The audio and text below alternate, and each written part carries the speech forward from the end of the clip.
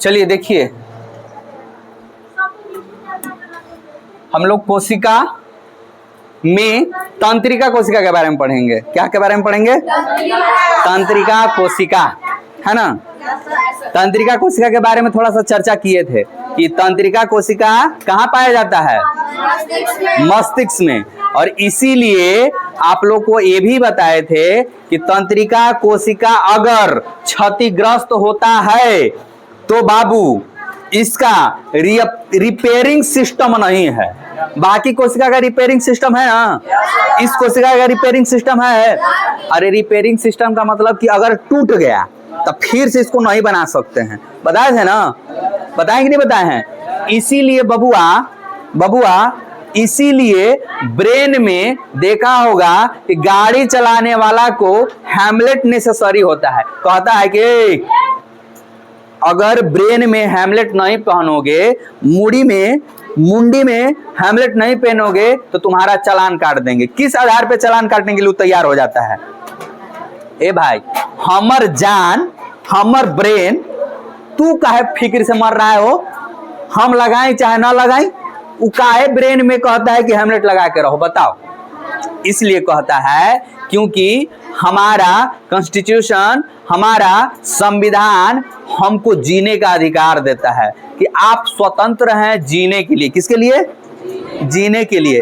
अब बाबू हेमलेट नहीं लगाएंगे तो हम जीने के लिए स्वतंत्र हैं? रोड पे एक्सीडेंट करके जी गए?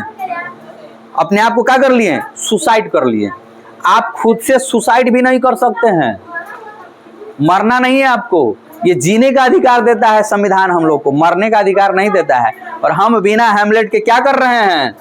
एकदम सीधे यमराज जी को बुला रहे हैं। यमराज जी ऊपरे कहाँ देख रहे हैं? नीचे देखिए कैसे हम चल रहे हैं बिना हेमलेट के। तो यमराजो जी कहते हैं कि रुको रुको रुको, इंतजार करो, हम आ रहे हैं, जल्द आ रहे हैं। समझें? इसीलिए हेमलेट पहनना बहुत जरूरी है। समझें? क्योंकि हेमलेट अगर नहीं पहने तो ब्रेन में जब चोट लगेगा तो ये जो कवच मिला है ना भगवान के ऊपर से, ये जो नेचर हमको कवच दिया है, सुरक्षा कवच ब्रेन के अंदर के लिए, ये इतना मजबूत नहीं है कि आजकल के पत्थर से टकरा करके इसको बचा ले। पहले मट्टी रहता था, कीचड़ रहता था ना जी, तो गिरते थे। अब इतना स्पीड तो गाड़ी चलता नहीं था। पैदल पैदल चलेंगे तो कितना चलेंगे? तनी सन गिरेंगे फिसल उसिल के तो कपार तनी मनी फूटेगा, आउ का होगा। तो यहीं तक सुरक्षित रहता था। लेकिन अब भैया जितने एकदम आर्टिफिशियल तरीके से एकदम स्पीड में उड़े वाला चीज बना लिए हैं तो उतना ही सुरक्षित भी तो चाहिए ब्रेन। तो अब आर्टिफिशियल तरीके से क्या चाहिए हम लोग को? हेमलेट चाहिए, ताकि ब्रेन को सुरक्षित रखिए। और ना गलती से एकरा में कैसहू घूसा, एक्सीडेंट हुआ तो कुछ लगा तो ब्रेन में कि अगर कोशिका ही मर गया तो फिर दोबारा जिंदा नहीं होगा। इसकी कहानी खत्म। आपका एमसीबी बॉक्स क्या हो जाएगा? गिर जाएगा। आप जैसे का तैसे टुकुर टुकुर खाली देखते रहिएगा, काम नहीं करेगा, दिमाग आपका ब्रेन में काम नहीं करेगा। समझें? आपका हाथ अगर कट जाए तो बिना हाथ के आप जी सकते हैं। जी सकते हैं कि नहीं? नाक कट जाए तो बिना नाक के भी जी सकते हैं। जी सकते हैं कि नहीं? कान कट जाए तो कान के बिना भी जी सकते हैं। जी सकते हैं कि नहीं? इशारा से खाना दो, पानी दो, है ना। आंख फूट जाए तो आंख के बिना भी जी सकते हैं। जी सकते हैं कि नहीं? पैर कट जाए तो पैर के बिना भी आप जी सकते हैं। व्हील चेयर पे चला जाता है नहीं? लांगड़ आदमी मर जाता है, आंधर आदमी मर जाता है, गूंग आदमी मर जाता है। लेकिन बबुआ ए चला, ब्रेन में अगर चोट लगा तो आप नहीं जिंदा रह पाइएगा, रहिएगा। जैसे ब्रेन में चोट लगने का मतलब इन द सेंस ये है कि आप तौल के ना चोट लगवाइएगा। ये भैया तौल के मारो, तौल के, एनी वाला खाली डैमेज करो, एनी वाला खाली डैमेज करो, ऐसा नहीं ना होगा। कतनो डैमेज हो सकता है। अब का डैमेज होगा से आप जान ही रहे हैं। समझ आ रहा है ना? कुछ डैमेज हो जाएगा अंदर वाला, पता चलेगा कि यही वाला एमसीबी बॉक्स वो गिर गया, अभी हाथ में नहीं उठ रहा है। पता चलेगा कि जोन से कनेक्शन था आँखिया के वही शट डाउन हो गया, आंखें नहीं काम करेगा। पूरा एमसीबी बॉक्स यही ना है जी, यहीं से ना चल रहा है पूरा बॉडी पूरा कहाँ से चल रहा है? मस्तिष्क से ही ना। आपको अचानक से खड़ा कर दिया जाए, आप सुतल रहते हैं, ब्रेन आपका रेस्ट में रहता है, आपको एकदम टांग के अचानक से खड़ा करते हैं, खड़ा हो पाइएगा आप? पट से गिर जाइएगी कि नहीं?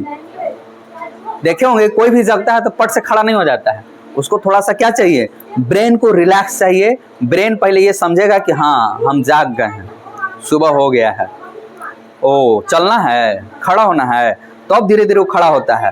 पहले तो बैठता है, उसके बाद खड़ा होता है, उसके बाद चलता है ना। अचानक से एकदम किसी को नींद में से उठाइए और उठा करके उसको खड़ा छोड़ दीजिए, पटक से गिर जाएगा वो। ब्रेन उसका क्या है, अभी डीएक्टिव है, ब्रेन को एक्टिव होने में समय लगता है ना। बात समझ में आ रहा है? तो न्यूरॉन कहाँ पाया जाएगा बाबू? इसको तंत्रिका कोशिका को क्या बोलते हैं? न्यूरॉन बोलते हैं। कहाँ पाया जाएगा? ब्रेन से लेकर के ये जो रीढ़ की हड्डी देखे हैं ना आप लोग, रीढ़ की हड्डी, इसको स्पाइनल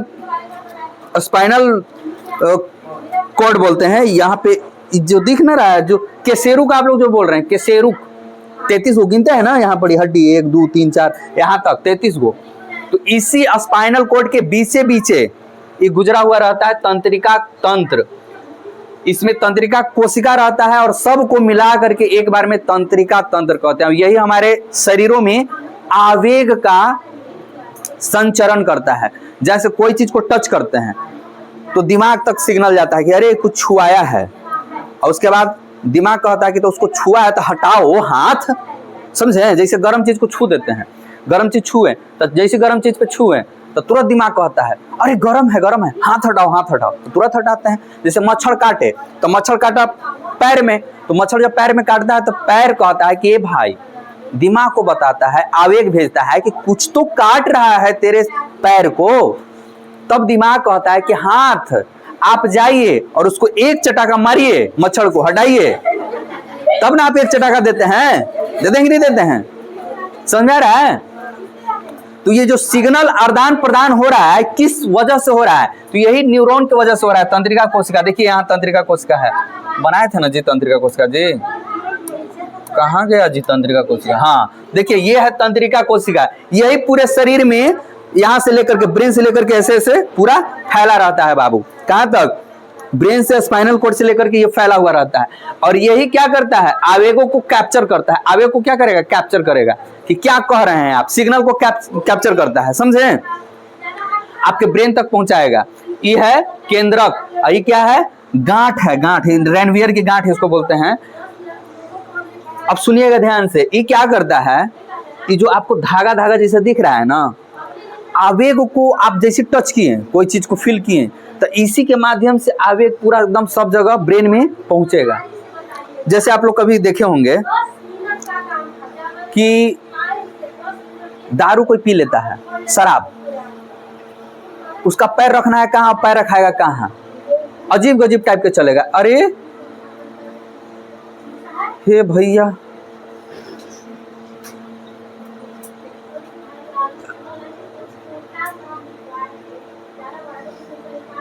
कहाँ है? हाँ एकदम वो उसको गोदी में सुलाए हुए है, वो एकदम बढ़िया से मस्ती से सो रहा है। बाबू बेडो ले जाकर बिछा लो हो, तकियो लगा लो,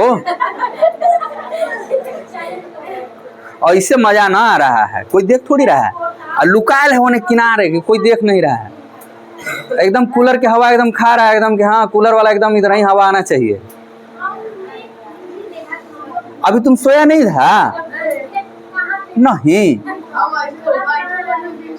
ओ अच्छा, इसको बैठल कहते हैं। बताइए, ऐसा फीलिंग ला रहा है। अरे 2-4 साल रुक जाओ, पढ़ लो, आएगा वैसा फीलिंग, टेंशन मत लो, पढ़ लो, वैसा फीलिंग मत लेके आओ। एकदम गोदी में सुतल है, वो बूढ़ा कहीं के गोदी में सुतैले है। हम करके देखा कैसे था। चुप, पागल कहीं के। अब तो सब देख रहा है तो कहवे करेगा ऐसे नहीं, ऐसे थे।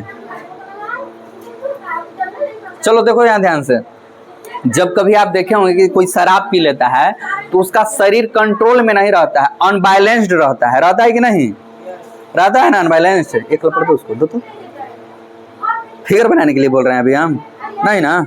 समझा रहे हैं ना? तो फिगर क्या है बना रहे हैं? कौची बोले अभी हम? जानते हो दिक्कत यही है, समस्या यही है हमारे साथ। हम उसको पढ़ाते हैं जो पढ़ना नहीं चाहता है, समझ में आया? उसको नहीं पढ़ा पाते हैं जो पढ़ना चाहता है।